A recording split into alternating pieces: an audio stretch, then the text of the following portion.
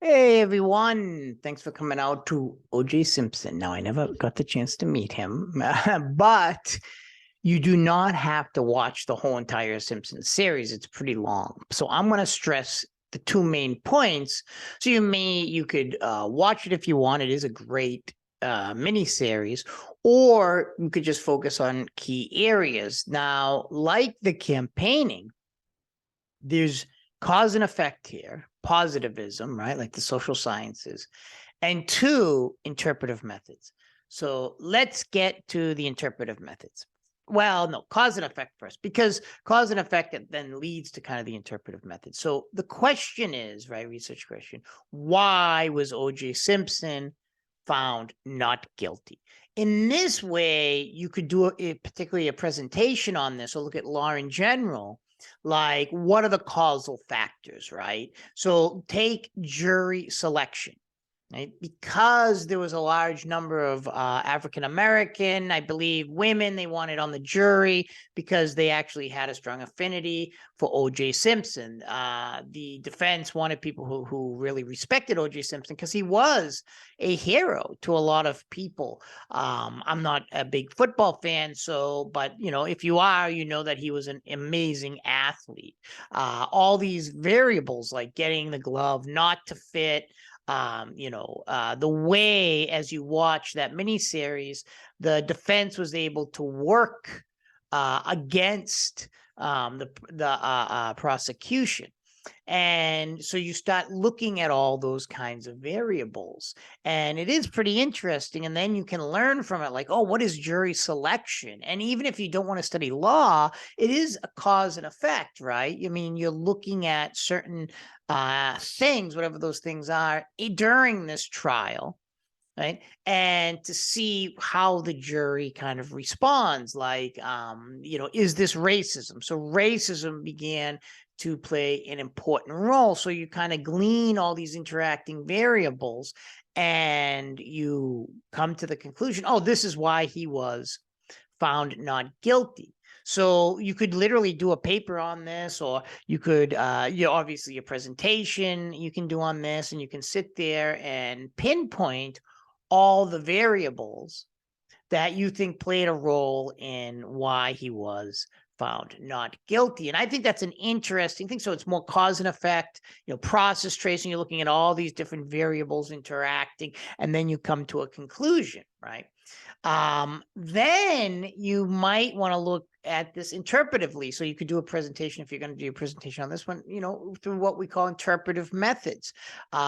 Two key points here is when they were giving, if you can, and you can literally just Google the scene, you don't have to watch the whole thing, but it is interesting how they were changing statues and pictures and photos and all those things in his house in order to create a certain image, right? So that in itself is interpretive methods. And then image could be a variable leading up to his innocence. Well, I'm not saying he's innocent. I'm just saying he was found not guilty, right? I mean, this is the court of law. But to kind of analyze this through an interpretive methods lens, why, if there is a reality, did they want to change the photos? Did they want to change the pictures? Did they want to change a statue? Why did they do that? Right? And that's very important to ask yourself, because there is a reality, but who is O.J. Simpson? Right? That's what they're trying to create. Same with Kyle Rittenhouse when he was crying. Was that fake? Was that an image? The same thing with that woman. Her name is slipping my mind, from Theranos or whatever that company was, where she got busted in lying. And she basically was, what a surprise. I mean, I'm not being misogynistic, but, have a baby right before the trial, right? So you're going pregnant to get sympathy, etc. Same thing with Kyle Rittenhouse, cry like a baby. And he does have that baby face from my point of view. Maybe I'm just older, but, he was doing this. I'm not saying it's all fake, but it's to create an image. This is interpretive methods. Will they be lighter with someone like that? Like, say, for example, I might be like, oh, she's pregnant, I'm not going to, give her such a a hard sentence. The same thing with Kyle Rittenhouse, where he was crying. I shouldn't talk too much about him. He could be in this class, right? I thought he was on ASU online. So that's very important. So when you look at it, changing the imagery of O.J. Simpson through these photos, changing the paintings, the cake, I believe, a statue, and make him more like, with the African-American population, more like an activist opposed to kind of a thuggy guy with a stripper. He, now has the image of a good person. Another area of interpretive methods is the whole racism, right? Socially constructing this case in a way where it's not about, abuse of this woman, it's about racism. Right. And then switching the reality of the whole entire trial. And there's a lot of different things like that throughout the trial. So you see it with the Furman, going in there and he has the Nazi thing.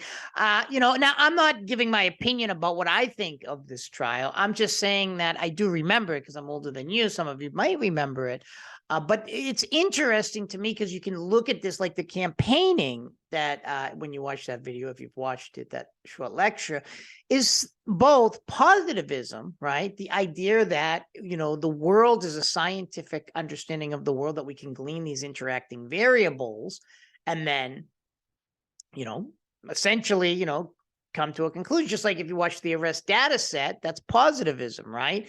That our studio, big, large end data set is very important because then you can, come to a conclusion. Is there a correlation, statistical significance between people who are released and their color? And then you come to the conclusion, well, maybe there's racism involved, right? That's a more positivist cause and effect idea of the world.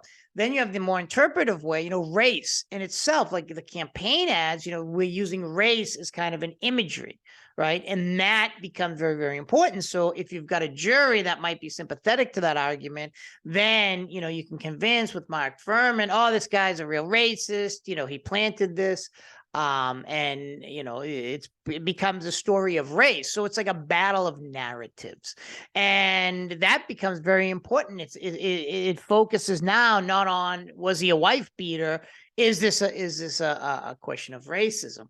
And then you've got, obviously, like I said, about changing stuff in his house and the image of O.J. Simpson, generally speaking. So you have a more interpretive part on that. And when you don't know, I know some people get confused about the paper, but you can do it on anything, any cause and effect, any interpretive methods. You could analyze, let's say, for example, any kind of propaganda, etc. But that's very, very important.